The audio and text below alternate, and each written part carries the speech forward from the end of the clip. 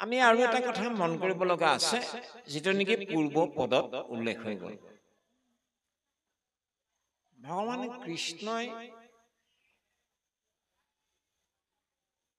বৃন্দাবনলৈ গ'ল।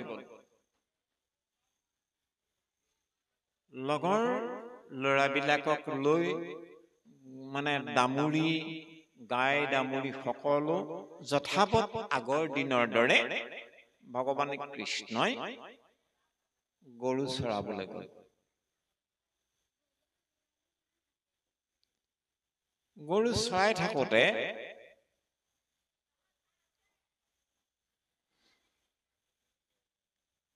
লোকালোকত ব্ৰহ্মাই খবৰ এটা শুনিলে যে গোকুল বৃন্দাবনত নন্দ যশোদাৰ গৃহত কৃষ্ণ হেনো জগতৰ ঈশ্বৰ। এই সৰু অকণমানি ল'ৰাটোনো বা ঈশ্বৰ হ'ব পাৰেনে? ক'লে শুনি মানুহে কোৱা কৰি থাকিলে হ'ব নেকি? মই এইটো মানি ল'ব নোৱাৰো দেই বেগেতে। ব্ৰহ্মাৰ মনত ভাৱ এটা হ'ল। আমি যেনেকে কওঁ, দিয়াচোন গুৰুজনে যেনিবা কৈছে, শাস্ত্ৰত যেনিবা আছে, এটাকে বুলি আমি এইটো মানি ল'ব নোৱাৰো দেই। নেমানো নহয় আমি এনেকুৱা কিছুমান নীতি নিয়ম আছে, আৰু শাস্ত্ৰই কওক আৰু গুৰুৱে কওক, আমি নেমানো। লোকচানটো তাৰ শাস্ত্ৰৰ নেকি? লোকচানটো গুৰুৰ নেকি? নহয়। ওৰাম শাস্ত্ৰ গুৰু সবে কৃপায়ে শিষ্যক শুদ্ধ উপদেশ দিব, শিষ্য সবে শুদ্ধ ভাবে নাচৰিলে, তাৰা সবে কি কৰিব।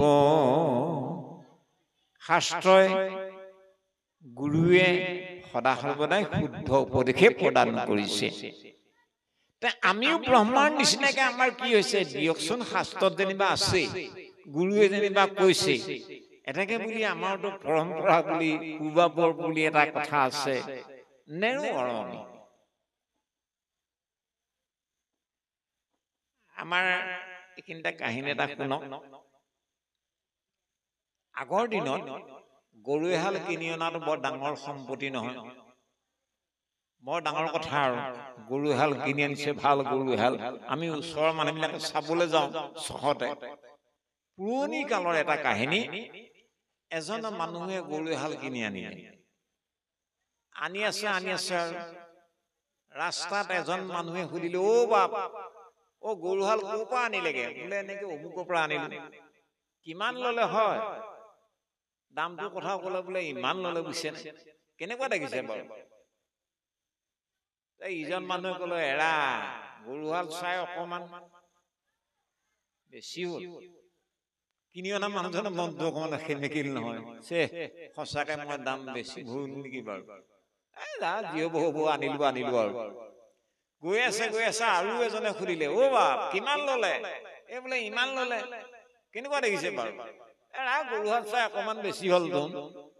মনটো আৰু অকমান বেয়া লাগিলে। ঘৰ পালেহি, গোহালিত গৰুহাল বান্ধিলে, আৰু গৃহিণীয়ে লৰালৰিকে পানী এবাল্টি উলিয়াই দিলে। গৰুৰ লগত খোজকাঢ়ি ইমান দূৰ আহিছে, ভৰিয়াতকেইটাত বৰ সোনকালে চাহ জলপান মই যোগাৰ কৰিছো। তেওঁ ভৰিয়াত জীয়াই থাকোতে খবৰ পাইছেহি নে নাই পোৱাহি নে, খবৰ লৈ থকা লোক আছিলে। খবৰ আহি পালে বুলি গম পোৱাৰ লগে লগে 2-4জন মান মানে ওচৰৰ মানুহ আহি গল নহয়। অ দাইটি, গৰুহাল আনিলি বোলে? আনিলো। ক'ত থৈছে? এই গোহালিতে বান্ধি থৈছে। চাবগৈ পাৰো নে? যা চাই আগে। চালেগে, চাই যদি ওলাই আহোতে সুধিলে, কেনেকুৱা দেখিছা? কিমান ললে? বোলে ইমান ললে। কেনেকুৱা দেখিছা?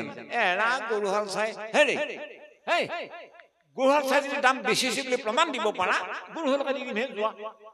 এই বুলি যেতিয়া খং উঠি এনে মানুহটো খঙত ক্ৰিয়া হৈ আহিছিল, এই 3 নম্বৰ কথাটো যেতিয়া একেটাই ৰিজাল্ট হল, স্বাভাৱিকতে খঙত উন্মত্ত হৈ, যদি গৰুহালতকে দাম বেছিছে বুলি প্ৰমাণ দিব পাৰা, গৰুহালকে দি দিমহে, যোৱা।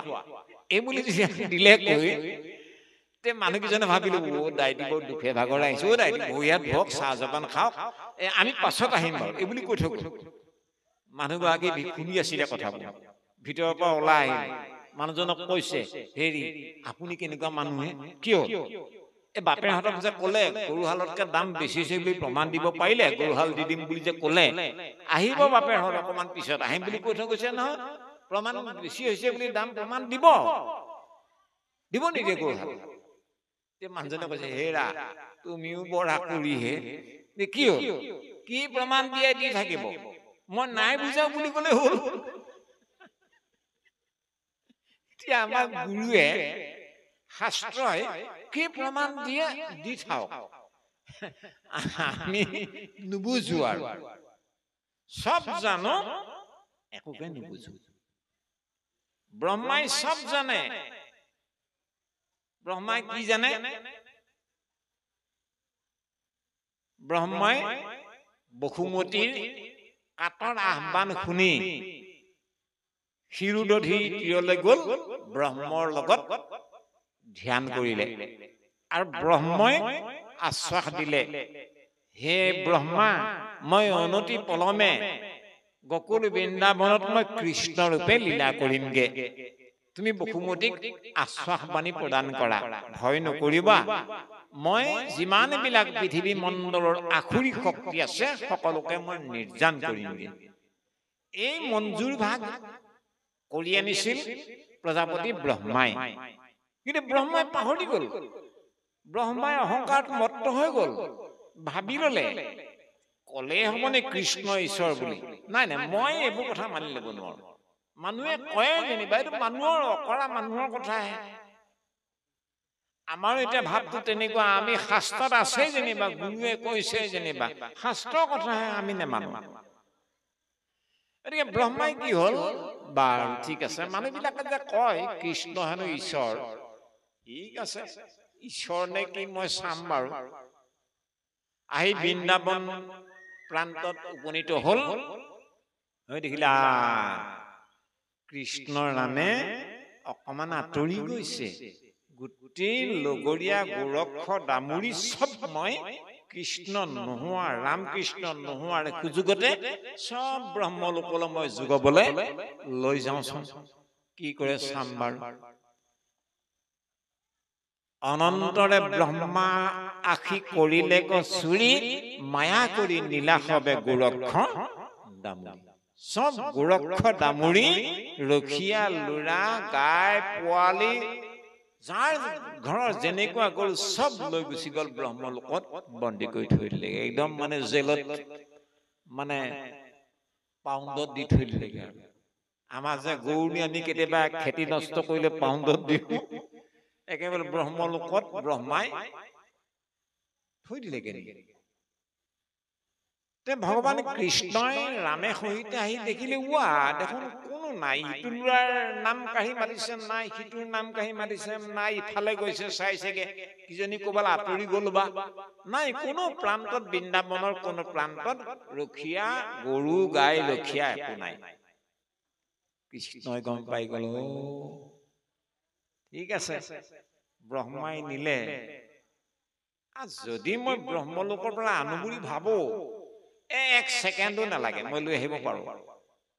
কিন্তু তাত সিমান ৰস ফুটি উঠিব, ব্ৰহ্মাই সিমান আনন্দটো নাপাব, মানুহৰ মাজত সিমান মোৰ লীলা মানে প্ৰকাশ নাপাব।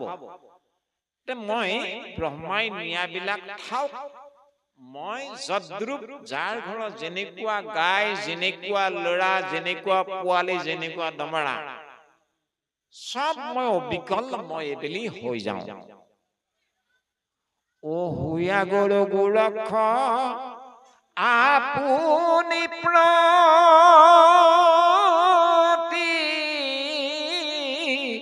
এক খবৰূপে ব্ৰজত বঞ্চিলা বৰি শেষ। খবৰূপে মানে যাৰ যিজন গোৱালৰ ঘৰৰ যিকেইজনী গাইৰ ৰং বিলাক যেনেকুৱা যেনেকুৱা আছিল, তেনেকুৱা তেনেকুৱা গাই হল। যাৰ ঘৰৰ পোৱালি, কাৰোবাৰ ঘৰৰ পোৱালি যদি পখৰা আছিল, পখৰাই হল এইবুলি কৃষ্ণ। কৃষ্ণই যাৰ ঘৰৰ ল'ৰাটো চেহেৰা পাতি যেনেকুৱা তেনেকুৱাই হল, কৃষ্ণই পোৱালিও হল, কৃষ্ণই গায়ো হল, কৃষ্ণই দমৰাও হল, কৃষ্ণই চেউৰীও হল, কৃষ্ণই যাৰ ঘৰৰ যেনেকুৱা ল'ৰা তেনেকুৱা হৈ হৈ সবৰূপে ব্ৰজত বনশিলা বৰিশেক। এবছৰমান, বৰিশেক মানে এবছৰমান বৃন্দাবনত লীলা কৰি আছে আৰু ব্ৰহ্মাৰ কথাটো মনলৈ ভবাই নাই। ব্ৰহ্মাই নিলে আৰু ব্ৰহ্মাই এবছৰমান যেতিয়া সময় হল, তেতিয়া ব্ৰহ্মলোকত ব্ৰহ্মাৰ এটা ভাৱ হল, ৱা মইতো আজি ইমান দিন হল গৰুবিলাক বান্ধি থৈ দিছো, কৃষ্ণইতো অন্তত আহিবতো লাগিছিল, ক'ত অহা যে নাই, বিচৰা কিচৰা কোৱাৰ যে নাই। আমি হলে গৰু জুম আমাৰ গোহালিৰ পৰা কৰবাত কোনোবা লুকুৱাই থলে সুদাই নেকি, কিমান অহা যোৱা কৰিম, ইখন পথাৰ সিখন পথাৰ চলাথ কৰিম। কৃষ্ণই কোনো গৰু বিচাৰি যাবলগীয়া হোৱা নাই যোৱা। নিউতাজন ব্ৰহ্মাই এতিয়া কি হল, পুনৰপি ব্ৰহ্মাখি ভৈলা বিমোহিত, সবে দিব্য চতুৰ্ভুজ ৰূপ বিপৰীত। ব্ৰহ্মলোকৰ পৰা ব্ৰহ্মাই আহি এবাৰ চালেহি, হোৱা মই নিয়া গৰুবিলাক নিলুটালে, এইবিলাক ক'ৰ পৰা আহিল? তেতিয়ালৈ কিন্তু দুভুজীয়া ল'ৰাবিলাকে দুভুজীয়া হৈ আছে, ঠিক নাই। কৃষ্ণ বৰ চোৰো হেনো কোৱা শুনিছো, মোৰ তাৰপৰা কিজনীয়ে মন নোহোৱা সময়ত লৈ আহিলেগে বা এই বুলি কৈ ব্ৰহ্মাই ব্ৰহ্মলোকত দৌৰি গৈ চাইগে, ৱা এইবিলাকতো ঠিকে আছে দেখোন। আকৌ ইয়াত বৃন্দাবনত চাই, ৱা এইবোৰ ধৰণ ইয়াতো আছে দেখোন। এই ধৰণে এবেলি ব্ৰহ্মলোকলৈ যায়, এবেলি বৃন্দাবনলৈ আহে, গৰু পুখুৰীত উঠি অহা যোৱা কৰি অনন্তৰে মানে শেষৰ বাৰত ব্ৰহ্মা আখি হৈলা বিমোহিত। এইবেলি শেষৰ বাৰে ব্ৰহ্মাই চাওঁতে আগৰ কিবা চোৱাৰ নিচিনা দেখা নাই। এইবুলি দেখাৰ লগে লগে একেবাৰে ব্ৰহ্মা ভৈল বিমোহিত, সবে দিব্য চতুৰ্ভুজ ৰূপ বিপৰীত। আগততো দুভুজীয়া ল'ৰাবিলাকক দেখিছিলো, দুভুজীয়া কৃষ্ণক দেখিছিলো, এইবেলি দেখোন প্ৰত্যেকজন ল'ৰাই চতুৰ্ভুজীয়া। সিমানেই নহয়, ৱা কৃষ্ণৰ হাতত শংখ চক্ৰ গদা পদ্ম চাৰি বস্তু যিদৰে আছে, ঠিক প্ৰত্যেকজন ল'ৰাৰ হাততো শংখ আছে, চক্ৰ আছে, গদা আছে, পদ্ম আছে। সকলোৱে মানে পঞ্চবৰ্ণ বনমালা পৰিধান কৰি আছে, সকলোৱে পীতবস্ত্ৰ, সকলোৱে কৃষ্ণৰ নিচিনা। কৃষ্ণ কোন ধৰাই টান, এনেকুৱা অবিকল বিপৰীত এটা ৰূপত গোটেই ৰখীয়াবিলাকক দেখা পালে। ভগৱান কৃষ্ণ লীলা কিমান মহান মন কৰক। ভগৱানে কৃষ্ণই ভকতক দয়া কৰিবৰ অৰ্থে নিজে পোৱালিও হৈ দিলে, নিজে গাই হলে, নিজে ৰখীয়া ল'ৰাবিলাক হল। এই ধৰণে মানে ভগৱানে কৃষ্ণৰ যি অপূৰ্ব লীলা, এই অপূৰ্ব লীলা কেৱল ভগৱানে কৃষ্ণইহে কৰিব পাৰে, ঈশ্বৰেহে কৰিব পাৰে। ঈশ্বৰৰ বাহিৰে কোনো শক্তিয়ে, কোনো ইন্দ্ৰ চন্দ্ৰ সূৰ্য কুবেৰ বায়ু বন ব্ৰহ্মা ৰুদ্ৰ কোনো দেৱতাগণে এনেকুৱা লীলা কৰিব নোৱাৰে, কেৱল ভগৱানে কৃষ্ণহে কৰিব পাৰে। ভগৱান কৃষ্ণ পৰম ব্ৰহ্ম। কৃষ্ণ কেনেকুৱা? কৃষ্ণ এক দেৱ দুখ হাৰি, কাল মায়াদিৰ অধিকাৰী, কৃষ্ণ বিনে শ্ৰেষ্ঠ দেৱ নাহি আৰ। কৃষ্ণ এজনেই মাথোন দেও, সকলোৰে দুখ হৰণ কৰোতা। কৃষ্ণ এজনেই মাথোন এনেকুৱা দেও আয়া কালৰ গৰাকী মায়াৰ গৰাকী কৃষ্ণ বিনে শ্ৰেষ্ঠ দেৱ আন কোনোবা আছে নেকি নাই নাই নাই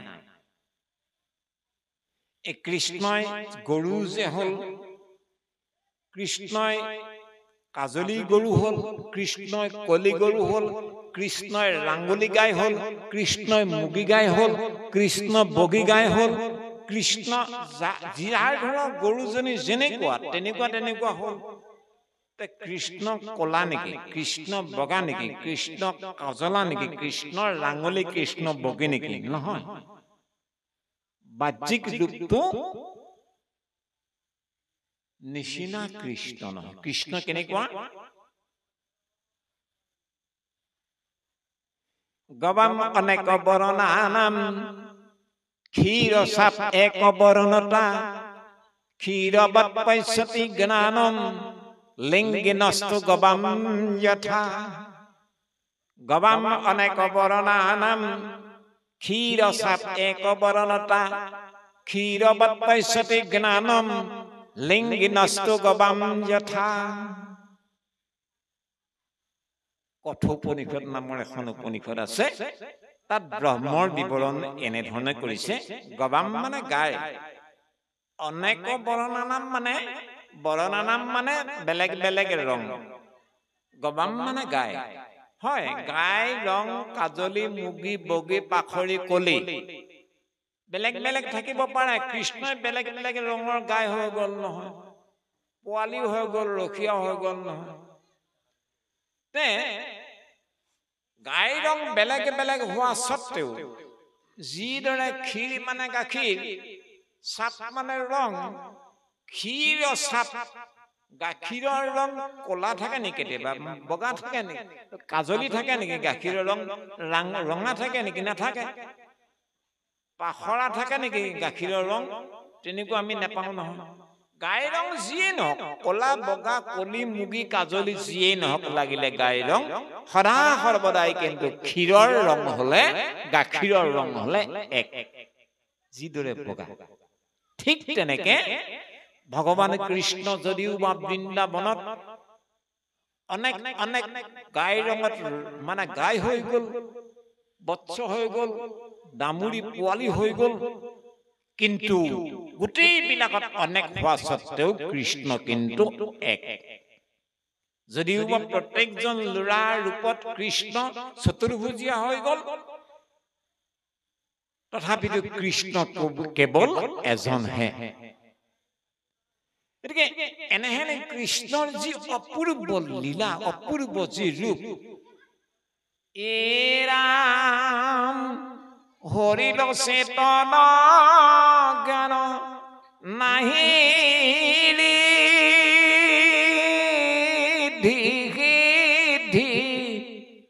পাছে পাৱে পৰিস্তুতি কৰিলান্ত বিধি ব্ৰহ্মাই এনেকুৱা কৃষ্ণৰ অপূৰ্ব ৰূপ দেখাৰ লগে লগে ব্ৰহ্মাৰ চেতনা চেতন নোহোৱা হৈ গল স্বাভাৱিকতে ব্ৰহ্মাৰ এক্সিডেণ্ট হৈ গল ব্ৰহ্মাই হংসজানৰ ওপৰত উঠি লৈ চাই আছিল গোটেই লীলা চৰিত্ৰ বিলাক চাই থাকোতে এনেকুৱা উপলব্ধি হল এইজন কৃষ্ণক মই পৰীক্ষা কৰিলো মোৰ কি যে মহাপাপ হল ওলাম সমুদ্ৰৰ আগে যেন নদী কৰে সতী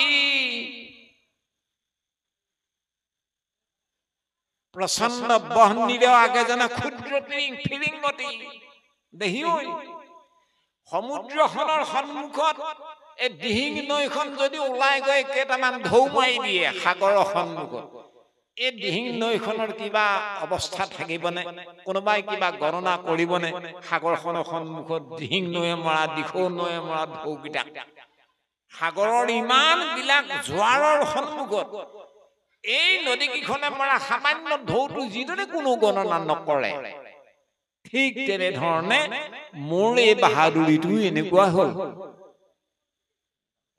মোৰ এই অহংকাৰটো তেনেকুৱা হল মই কৃষ্ণ মানে প্ৰকাণ্ড অগ্নিৰ সন্মুখত সেই প্ৰকাণ্ড অগ্নিৰ পৰাই ফটককে ফুটি গৈ জিলিকি থকা ক্ষুদ্ৰ ফিৰিংগতিটো কিমান সময়লৈকে জিলিকি থাকিব? সি আৰম্ভ হৈছিল প্ৰকাণ্ড বহনিৰ পৰাই, সি ফুটি গ'ল, কিমান সময়লৈকে জিলিকি থাকিব? অকণমান ক্ষণ, তাৰপিছত সি নাইকিয়া হৈ যাব। কলৈ গ'ল? যিদৰে কোনো ঠিকনা নাই, ঠিক তেনেকে ময়ো এই প্ৰকাণ্ড কৃষ্ণ অগ্নি বহনিৰ সন্মুখত মোৰ অৱস্থাটো আজি তেনেকুৱাই হয়। হৰি হৰি, মই যে কিমান মহান পাতকী!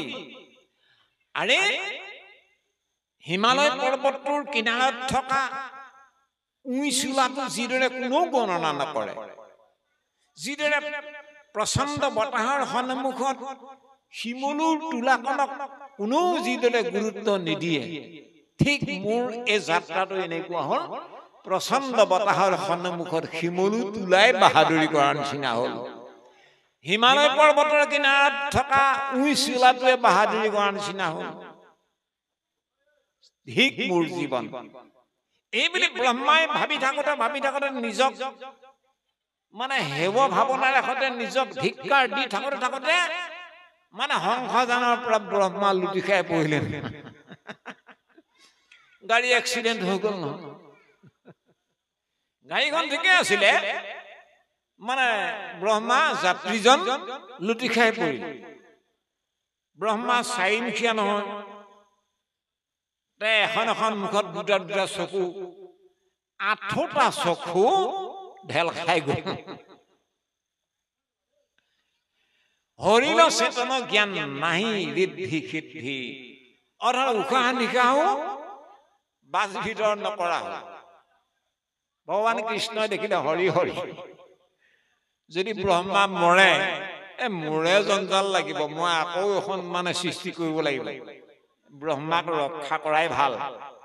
এইবুলি ভগৱান কৃষ্ণই পলকতে মায়া সম্বৰণ কৰি দিয়াৰ লগে লগে সব চতুৰ্ভুজীয়া ল'ৰাবিলাক দুভুজীয়া হৈ গ'ল নহয়।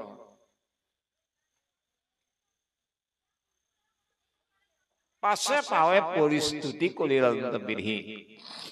ভগৱন্তৰ কৃপাত ব্ৰহ্মাই ধিমিক ধামাক কৰি 8টা চক্ষু খুলিবলৈ ধৰিলে আৰু পিৰিকে চাবলৈ ধৰিলে। ৱা, অকমান আগত দেখোন মই সব চতুৰ্ভুজীয়া দেখিছিলো, এতিয়া কলৈ গ'ল?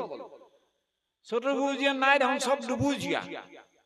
এই আচৰিত লীলাত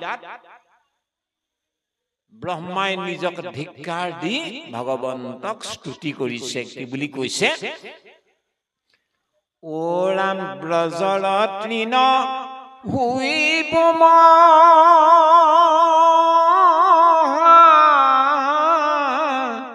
ভাগ,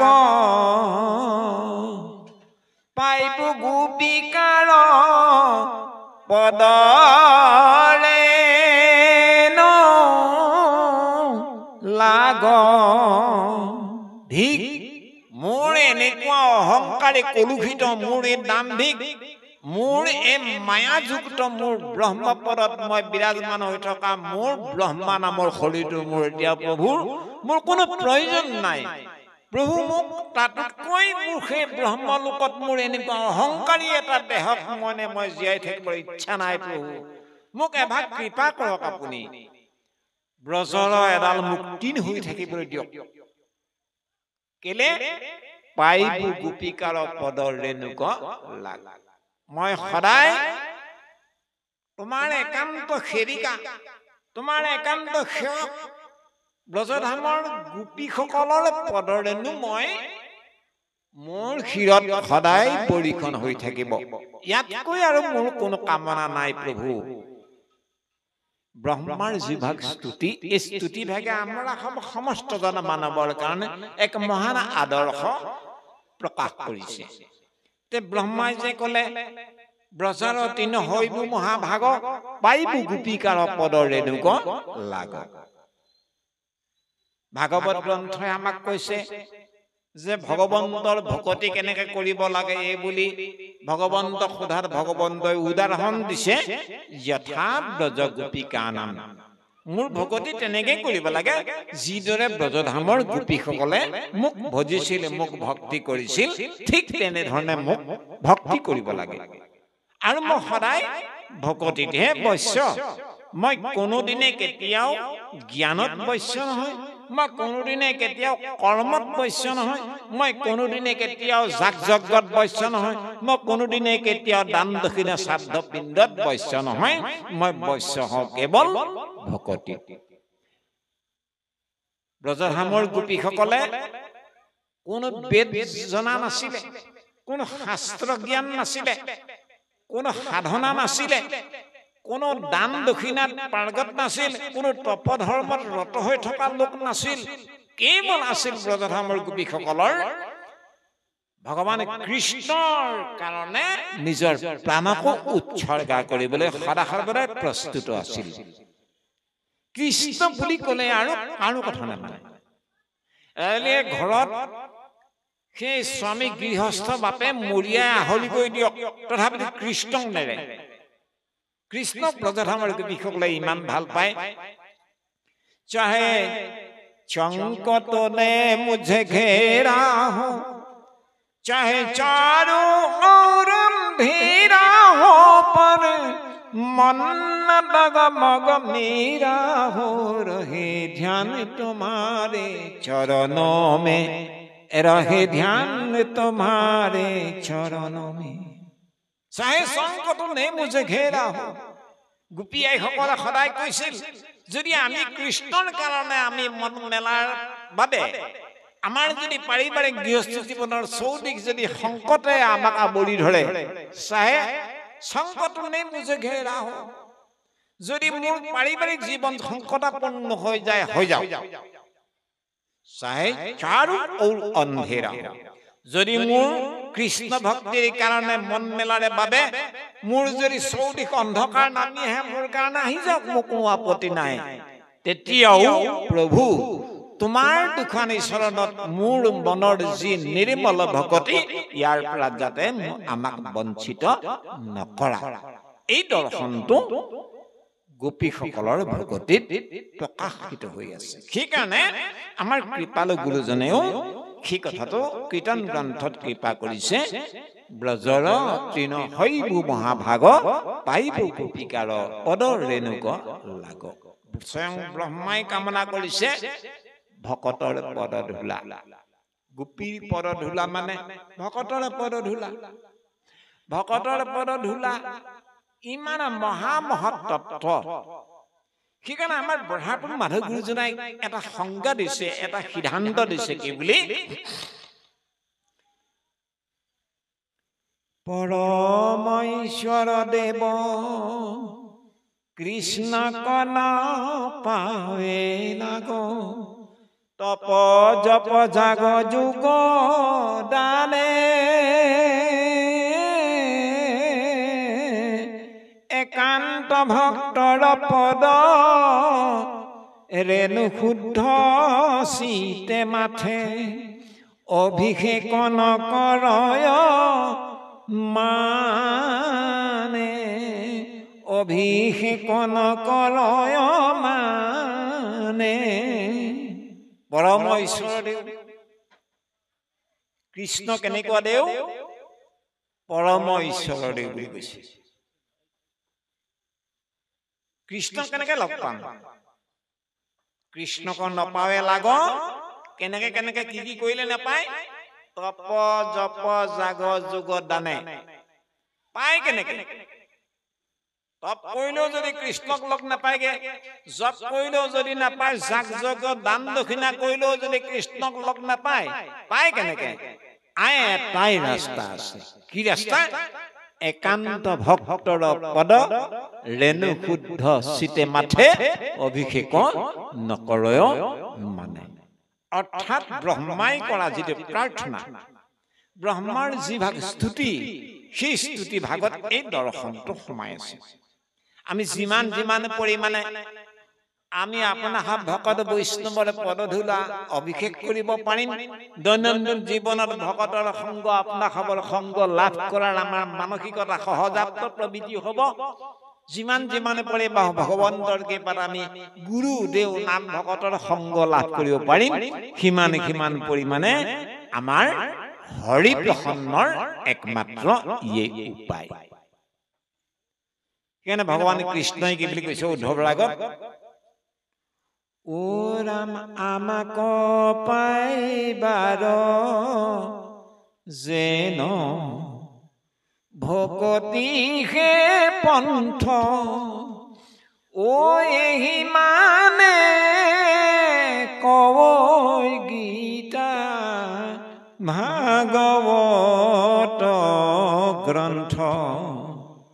সখা মোক লাভ কৰাৰ ৰাস্তা এটাই আছে, কি? ভকতি অৰ্থাৎ ভকত। ভকতি আৰু ভকতৰ পাৰ্থক্য নাই, অৰ্থাৎ ঈশ্বৰ কৃষ্ণ ভগৱন্ততহে ভকতি থাকে। ভকতিক আশ্ৰয় কৰা মানে ভকতক আশ্ৰয় কৰা। ভকতক আশ্ৰয় কৰিলেহে ভকতি হব। যিমতে হৈবেক কৃষ্ণত ভকতি, শুনা সাৱধানে কহো দৃঢ় কৰি মতি। বিষ্ণু ভকতৰ সংগ লৈবা প্ৰথমত, গুৰু মানি শুশ্ৰূষা কৰিব ভালমত। সেই ব্যৱস্থা অৰ্থাৎ বিষ্ণু বৈষ্ণৱৰ সংগ ভকতৰ সংগ লাভ কৰা মানে ভকতি লাভ কৰাৰ একমাত্ৰ উপায়। এনেধৰণে ব্ৰহ্মাৰ যি ভাগ স্তুতি, এই স্তুতি ভাগৰ অন্তৰালত আমি অলপমতি অলপাই মানুহক ভগৱান কৃষ্ণই দয়া কৰি দিয়া যি ভকতিৰ ৰাজমাৰ্গ, এই ৰাজমাৰ্গৰ কথাখিনি আমি অনুমান কৰিব পাৰো, আমি চিন্তন কৰিব পাৰো, আমি ধাৰণ কৰিব পাৰো।